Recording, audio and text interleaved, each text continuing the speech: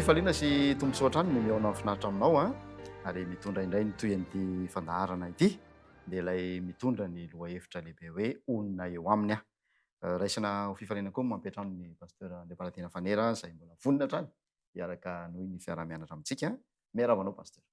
Miarabanao namana dinao ary manona ny fiaitanan-tompo aminao ihany koa.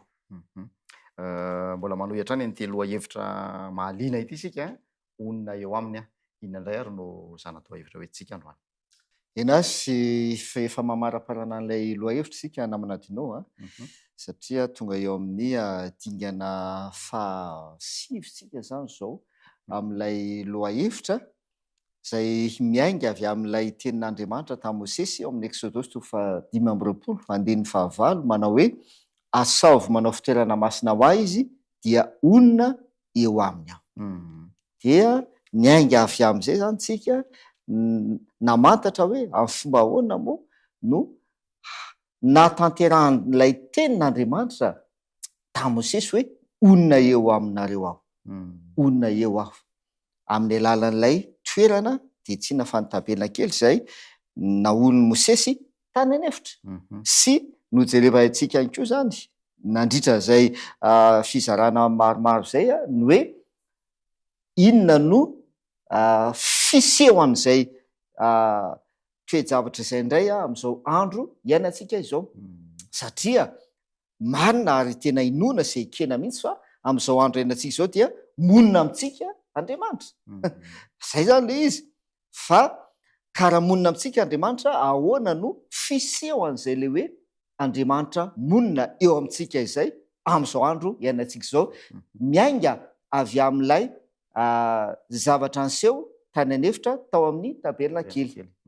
Zay zany le zavatra nidiniantsika nandritra izay fizarana 5 izay ny teo amin'ny fizarana talohan'ny teo faraparany teo namana dinao dia hoe Immanuela.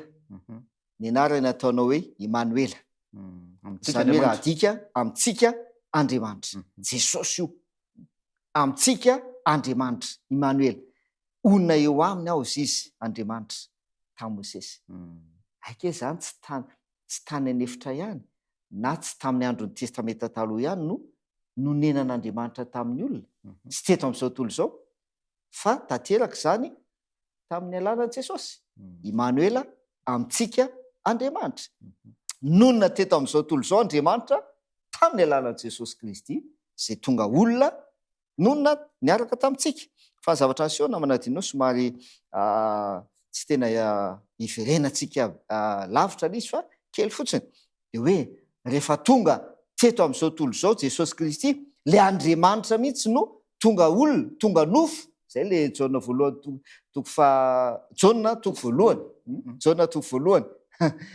dia ny 9:1-7 ilay teny dia tonga nofo 10:7 izy milaza an'izay dia nonona niaraka tamintsika izy dia noho izy le volazany Jaona 1:1 hoe tonga teo amin'ny azy izy fa ny azy tsy nandray azy.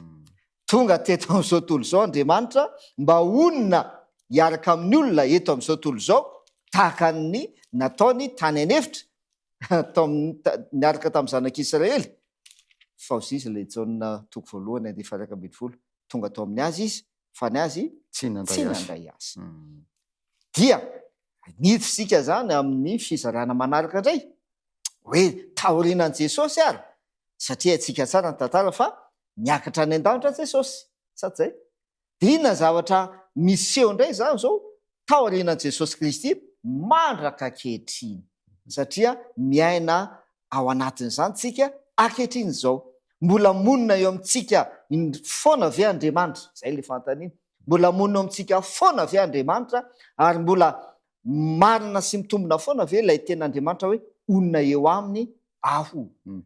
Zay zany fizarana ho jerevantsika ankehitriny. Ndao maky ten'Andriamanitra sika izay novakitsika tamin'ny farany teo izy fa ndao raisitsika ampidirantsika n'ity fizarana 5 ity. Jaona voalohany 1:7-4. Jaona voalohany 1:7 ka ny 4 dia zao novaky ny teny. Ary izay mitanana ny didiny no mitoetra ao aminy, ary izy kosa ao aminy. ary izao no ahafantarantsika fa mitoetra ao amintsika izy dia ny fanahy izay nomeny antsika. mazava ny voalazany ten'Andriamanitra ravanao tena mahazava tsara dia avery vahina izy ary izay mitandrina ny didiny no mitoetra ao aminy, ao amin'Andriamanitra zany, ary izy kosa Andriamanitra kosa ao aminy, monina ao aminy aho zisa amin'ny fomba ahoana dia izy ny teny izay mitandrina ny didiny dia mitoetra amin'Andriamanitra izy ary Andriamanitra kosa ao aminy. Ahoana ny fiseho an'izay ary dia ozy izy ary izao nahafantarantsika fa mitoetra ao amintsika izy Andriamanitra zany, ny ahafantarany fa mitoetra amintsika Andriamanitra, ny ahafantarany fa monina ao amintsika Andriamanitra. Dia ahoana izy izy le ten'Andriamanitra dia ny fanahy izay nomeny antsika. Ny lohatenyity fizarana ity zany namana teroa dia hoe onona eo aminy aho amin'ny alalan'ny fanahy masina. Aika izay le zavatra miseho aty aorianan' Jesosy io rehefa lasa niakatra tany an-danitra Jesosy dia ahoana ny teny Jesosy? Jaona 9:17 ndao mba vakitsika kely ny teny Jesosy. Jaona 9:17 zao ny vaky ny teny: fa zaho milaza ny marina aminareo, mahatsara anareo ny fialako, fa raha tsy hiala aho dia tsy ho avy aty aminareo ny mpananatra, fa raha andeha dia irahiko aty aminareo izy. Jero tsara nefa tena hatramy voalohany ozy izy dia teonina amintsika Andriamanitra mafisina foana, ary tramy voalohany mihitsy dia efa teonina eo amin'ny olona Andriamanitra. Dia nandritra ny vanim-potoana maro dia notanteran'Andriamanitra izay teniny izay tamin'ny endrika maro samihafa. Fa ny noraisika dia ilay fanompoam-pihavana atao amin'ny fitoerana masina. Satria io ny tena fototra lehibe zany araka ny voalazan'ny Exode 3:20 manaova fitoerana masina ao dia onona eo aho zisy Jesosy.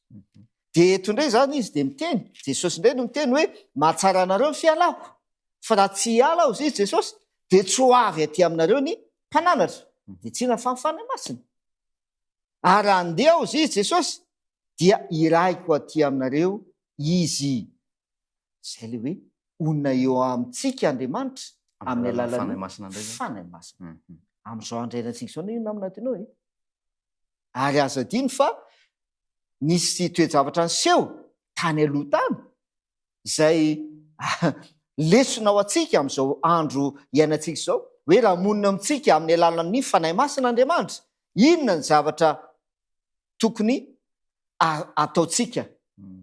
Ary zay le izy hoe misy fiantraikany amintsika ane le hoe Andriamanitra monina eo amintsika tahaka ny zavatra niseho tao amin'ny tabelina kely ao amin'ny Genesis 1:1-3 namanadinao dia misy tantara toe-javatra anankiray mampieritreritra ary lesona antsika ankoa hoe raha amin'ny alalan'ny fanahy masina no onenan'Andriamanitra sy itoeran'Andriamanitra amintsika amin'izao andrainantsika izao, inona ny fampitandremana izay omen'Andriamanitra antsika? Genesis 1:9-3 zao ny vaky ny teny aminaran'i Jesosy: ary hoy Jehova, tsy mba hanapaka mandrakariva eo amin'ny olona ny fanahiko, fa amin'ny faniavany dia nofo izy, nefa 20 taona ny androny. Mazava be le voalaza, tsy hanapaka mandrakariva eo amin'ny olona hozy izy Andriamanitra ny fanahiko. Mahatsara anareo ny fialako Jesosy, fa raha tsy miala aho dia tsy ho avy aty aminareo ny mpananatra, raha andeha aho dia irahako aty aminareo izy. Fanahy masina. Dia nisy fampitandremana nomen'Andriamanitra antsika any amin'ny Genesis tamin'ny andro Noa, izay voalazan'i Jesosy any koa amin'ny Matthieu 2:20 hoe tahaka tamin'ny andro Noa dia tahaka izany koa ny amin'ny fiavian'i Jesosy Kristy amin'izao andrainantsika izao anie zany dina zavatra niseho tamin'ny andro Noa, tsy hanapaka mandrakariva amin'ny olona ny fanahiko.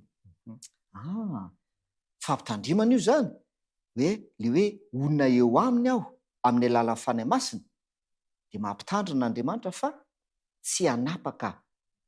Raha fandraitsika zany zao le lohahevitra dia hoe tsy onona eo amin'ny olona mandrakariva ny fanahy masina. zay le fandraisika le loahevitra le tokosy andiny hoe tsy hanapaka mandrakariva ny olona ny fanahiko, tsy onona eo amin'ny olona mandrakariva ny fanahin'Andriamanitra. Inona ny mety mahatonga an'izay namana dinao? De ndao tsika maka tokosy andiny ny Jaona no andeha ho raisitsika any. Jaona toko fa 4:10 ny andiny fa 4:20 asisitsika zany reto tokosy andiny reto. Jaona 4:10 andiny fa 4:20, avy eo Jaona 4:10 ny andininy fa 9. Jaona toko 4:10 ny andininy fa 4:20. Fa ny mpananatra dia ny fanahy masina izay irahany ray amin'ny anarako. Izy no ampianatra anareo ny zavatra rehetra sy ampahatsiaro anareo ny zavatra rehetra izay nolazaiko taminareo. Jaona 4:10 andininy fa 9. Ary raha tonga izy dia ampiaiky izao tontolo izao ny fahotana sy ny fahamarinana ary ny fitsarana. Io zany mazava le tena n'Andriamanitra hoe inona kay ny ataon'le fanahy masina rehefa monina eo amintsika izy, inona ny ataony? Dios izy le Jaona, izy no ampianatra anareo ny zavatra rehetra ary ampahatsiaro anareo ny zavatra rehetra zay nolazaiko taminareo. Izy no ampianatra anareo ny zavatra rehetra. De amafisin'le Jaona toko 4:10 raha tonga fanahy fahamarinana, izy no ampiaiky izao tontolo izao ny fahotana sy ny fahamarinana ary ny fitsarana. Ny fanahy masina no mampianatra ny zavatra rehetra. Ny fanahy masina no mampiaiky ny fahotana sy ny fahamarinana. Inona zany ny zavatra miseho rehefa voalaza ao amin'le Genesis toko 1:3, inona ny tian'le Genesis toko 1:3 ambany? Tsy hanapaka mandrakariva amin'ny olona ny fanahiko. Zavatra miseho zany tsy hitateraka io Jaona io. Tsy miaiky fahotana tsony mihitsy ny olona. Tsy miaiky ny fahotana ny olona. Tsy miaiky ny fahamarinana satria mampiaiky ny fahamarinana izy. Inona fahamarinana? Jaona 17:17 manamasina azy amin'ny fahamarinana, Ny teninao teninao ny fahamarinana. Tsy ny fahamarinana. De le fanahy masina rehefa monina eo amintsika, le fanahy masina Andriamanitra monina eo amintsika amin'ny alalan'ny fanahy masina, de mampiaiky atsika ny fahamarinana ny fanahy masina. De rehefa miteny Andriamanitra hoe tsy hanapaka mandrakariva amin'ny olona ny fanahiko, tsy ionona eo amin'ny olona amin'ny alalan'ny fanahy masina mandrakariva aho, zavatra iseho zany tsy hoe avy amin'Andriamanitra, avy amin'ny olona le izy. Zavatra ataon'ny olona atateraka an'izay dia tsy miaiky ny fahotana izy ary tsy miaiky ny fahamarinana izy ary tsy manaiky ho ampianarin'ny fanahy masina. Ao amin'ny toko fa 3:10 amin'le Jaona toko 1:10 de mbola manamafy an'izay ihany izy naminadinao ny ataon'le fanahy masina. Andininy fa 3:10. Jaona toko fa 1:10 ny andininy fa 3:10. Fa raha tonga ny fanahin'ny fahamarinana dia izy no hitari-dalana anareo ho amin'ny marina rehetra, fa tsy teny ho azy izy fa zay ho reny no ho lazainy avokoa, ary ny zavatra ho avy aza dia ambarany aminareo. Raha tonga ny fanahy fahamarinana dia izy no hitari-dalana anareo amin'ny marina rehetra. Izy no hitari-dalana ho amin'ny marina rehetra. Fa ny zavatra miseho ankehitriny manadinao, fantaniana moa zany le apetraka e. Monina eo amintsika ve Andriamanitra amin'ny alalan'ny fanahy masina. Zay ne zany le toe-javatra misy situation izy. Monina eo amintsika amin'ny alalan'ny fanahy masina ve Andriamanitra ankehitriny. Fa raha monina eo amintsika amin'ny alalan'ny fanahy masina Andriamanitra, io zavatra miseho. Izy no hitari-dalana anareo ho amin'ny marina rehetra. Dia izy no ampiaiky ny olona ny fahamarinana sy ny fahotana. Ndao tsika hamaky toko sy andiny iray ary mamitina an'izay fanazavana voalohany izay zany aloha. Inona no zavatra miseho rehefa tsy manapaka ao amin'ny olona ny fanahy masina? Zany hoe tsy monina eo amin'ny olona tsony ny fanahy masina. De tsy tanteraka le loha-hevitritsika hoe onona eo aminy aho. Tsy tanteraka. Matio toko fa 12 ny andiny fa 2:30 no vakitsika. Matio toko fa 12 ny andininy fa 2:30. Matio 12 ny andininy fa 2:30. Zao no vaky ny teny andininy fa 2:30. Ary na iza no manao teny anohitra ny zanak'olona dia azo famelan-keloka ihany, fa na iza no miteny anohitra ny fanahy masina de tsy mba azo famelan-keloka na amin'izao fiainana izao na amin'ny ho avy. Io ke zany ny mahazava-dehibe an'le hoe mahatsara anareo ny fialako Jesosy, fa raha tsy miala aho de tsy ho avy aty aminareo ny fanahy masina mpananatra. Dio sisy Jesosy, na iza no manao teny manohitra ny zanak'olona, Jesosy anie le zanak'olona zay nonona teto amin'izao tontolo izao tamin'izany fotoana izany, fazadiny fa amin'ny alalan'ny fanahy masina ihany koa no honenan'i Jesosy amintsika. Aika izany le raha ihany le izy ny tena marina. Na iza no manao teny manohitra ny zanak'olona dia azo famelan-keloka ihany ozy izy. Fa na iza no miteny hanohitra ny fanahy masina dia tsy azo famelan-keloka na amin'izao fiainana izao ankehitriny zany na amin'ny ho avy. Manao teny manohitra ny fanahy masina. De mazava ny voalaza hoe izay zany no mahatonga le hoe onona eo aminy aho amin'ny alalan'ny fanahy masina. Satria le fanahy masina no mampihaiky ny fahotana, mampihaiky ny fahamarinana. Iza ny fahamarinana? Teninao ny fahamarinana. Manambara an'iza ny ten'Andriamanitra? Manambara Jesosy. Rehefa tsy manaiky ny fahamarinana le olona, zay ny fanahy masina no mampihaiky azy an'izay fahamarinana zay, de mandany Jesosy zay tonga de azonao tsara mihitsy. De tanteraka le Jaona tao voalohany, tonga teo amin'ny azy izy ny azo tsy nanday azy. Mazao zany le ten'Andriamanitra onona eo aminy aho amin'ny alalan'ny fanahy masina. Fanahy masina. Miresaka tsika zany ndao amin'izay ampifinaitsika amin'ilay tabelina kely any. Satria io ny fototra zany le tabelina kely. Aiza no misy no toeran'ny fanahy masina amin'ilay tabelina kely. Satria onona eo aminy amin'ny alalan'ilay tabelina kely Andriamanitra. Efa nazavaintsika hoe Jesosy mifona ao antsika amin'ilay tabelina kely io, ilay didikazo manitra. Satsy zay. De ndao vakitsika ary ao amin'ny Romanina 9:9. Romanina 9:9 ny andiny fa 4:20. Raha milaza izy ao amin'ny ny andiny fa 4:30, Romanina 9:9 zany, hoe iza ny manameloka Kristy efa maty, nitsangana tamaty, mipetraka ao tanàn'ankavanana seza fiandran'Andriamanitra, mifona ho antsika. Zay no amin'ny andiny fa 4:30 De ndao vakina ny andiny fa 4:20. Romanina 9:9 ka ny andininy fa 4:20. Ary toy izany koa ny fanahy no mamonjy ny fahalemetsika, fa tsy fantatsika ny vavaka tokony ataontsika, fa ny fanahy no mifona amin'ny fitarainana tsy azo tononona. Say, aika zany le fanahy, maninana koa le fanahy? Mifona. Raha miteny izy hoe Jesosy mipetraka ao tanàn'ankavanana, ao tanàn'ankavanan'Andriamanitra, aiza moa misy an'izany? Ao amin'ny efitra masina indrindra. Satsy zay. Jesosy mipetraka ao amin'ny efitra masina indrindra, miaraka amin'ray, mifona ao antsika izy, le didikazo manitra, zay manarona ny fahotana. De le fanahy, inona koa ny ataon'le fanahy? Mifona ihany koa izy ny fanahy. Mifona ho antsika ny fanahy masina. Aika zany le fanahy namana dinao, efa tao amin'ny efitra tabelina kely koa ny fanahy. Efa tao koa izy ary efa nandray anjara tam'le hoe onona eo aminy aho, efa nandray anjara tao koa ny fanahy masina. Ankoatran'izay koa moa zany lay fanaovan-jiro. Satsy zay. Fanaovan-jiro zay misy solika mampazava azy. Inona le solika? Fanahy masina le solika. Fanahy masina anie le solika, zay mampazava sy mampirehitra an'ilay fanaovan-jiro. Hitatsika amin'izay zany fa aika zany Andriamanitra ray, Andriamanitra zanaka, Andriamanitra fanahy masina nonona teo amin'ny zanak'Israely, teo amin'ny olona tamin'ny alalan'ny tabelina kely.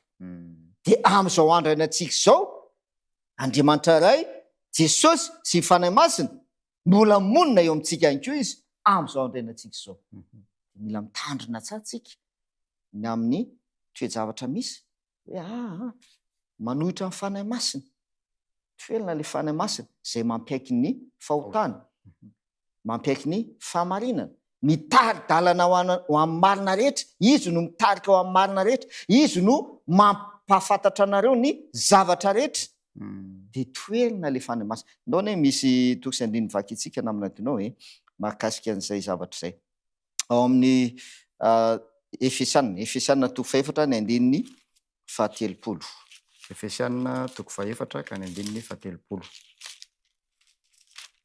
Zao ny vaky ny teny. Efesiana toko faefatra ka ny andininy 17. Ary aza mampalahelo ny fanahy masin'Andriamanitra zay nanisiana tombo-kase anareo ho amin'ny andro fanavotana. Zany. Mazava le tenin'Andriamanitra fampitandremana anko. Aza mampalahelo ny fanahy masin'Andriamanitra zay nanino izy? Nanisiana tombo-kase. Nanisiana tombo-kase anareo amin'ny andro fanavotana. Aika izany amin'ny alalan'ny fanahy masina no anisiana tombo-kasen'ny olona. De mazava le tenin'Andriamanitra hoe hitoetra onona eo aminy aho izy. Ary ho andriamaniny aho ary izy oloko. Amin'ny fomba ahoana no ahafantarana fa olon'Andriamanitra reto olona reto? Satria Andriamanitra monina eo aminy. Amin'ny fomba ahoana? Amin'ny alalan'ny fanahy masina. Amin'ny alalan'ny fanahy masina izay nanisiana tombo-kase ny olona amin'izay fotoana izay. Raha fitiana zany izay fanazavana izay tompo dia tsotra ihany. Onona eo amintsika Andriamanitra ankehitriny amin'ny alalan'ny fanahy masina. Asa tiany nefa fa tahaka tamin'ny andro Noa dia nilaza Andriamanitra hoe tsy hanapaka mandrakariva amin'ny olona ny fanahiako. Zay zany fampitandremana. Amin'ny fomba ahoana ny ahafahan'ny fanahy masina monina eo amintsika? Izy no mitary-dalana antsika ho amin'ny marina rehetra. Izy no mampiaiky antsika ny fahotana. Izy no mampiaiky antsika ny fahamarinana. Izy no mampianatra antsika ny zavatra rehetra. Ary izy ihany koa no manisy tombo-kase antsika ho amin'ny andro fanavotana. Nareo izay vozy tombo-kase zany amin'ny alalan'ny fanahy masina no afaka onona miaraka amin'i Jesosy mandritra mandrakizay. Zay ny zany tena mahazava-dehibe n'izy io namina jereo tsara. Tena mifandray tsara mihitsy satria miresantsika hoe tabelina kely, fanadovana, famelan-keloka, fanamarinana, fanamasinana. De misy an'le teny vakitsika hoe ny farany. Inona ny farany izy? Fiainana mandrakizay farany. Fiainana mandrakizay farany. Mba hatateraka an'io farana io dia amin'ny alalan'ny fanahy masina. Zay. Ary zay no olana rehefa mandany le tsy asan'ny fanahy masina zany le olona dia tsy afaka miaiky elo ka tavela eo amin'ilay toerana misy azy. Zay indrindra. Tena tavela, tsy tafiditra ao amin'ilay tabelina kely mihitsy satria ny olona anankiray izay tsy miaiky ny fahotany, izay tsy miaiky ny elony, izay tsy mahatsapa ny tena fampanota dia tsy mitondra fanatitra izy. Tsy manaiky izy fampanota dia tsy manao fanatitra ao amin'ilay altara. Tsy tafiditra ao amin'ilay tabelina kelany izy zany dikany. Dia tsy afaka monina eo amin'ny Andriamanitra. Ary izy tsy afaka miara-monina amin'Andriamanitra. Mazava ho azy. Tena mahafinaritra le tena Andriamanitra satria tena fampianana mihitsy zany le izy. Tena azo tampianana amin'izao andro iainantsika izao. Zay zany ny dinidinitsika amin'ity fizarana ity. Onona eo amintsika Andriamanitra amin'ny alalan'ny fanahy masina. Fantany apetraka namina dinao amara-parana anazy. Mbola monina eo amin'ny olona ve ny fanahy masina ankehitriny sa efa tsy manapaka eo amin'ny olona tsony ny fanahy masina? Mbola monina eo amintsika ve Andriamanitra amin'ny alalan'ny fanahy masina ankehitriny sa ia satria foana mbola hiaraka eto, mbola mahaliana dia mahaliana ny loha hevitra kanefa ny fotoana manapetra. Ndao ary entina mavaka indray izay fizarana izay manandanja ny rahantsika anao izay pastor. Ndao hivavakantsika. Raina izay ny an-danitra misaotra noho ny teninao.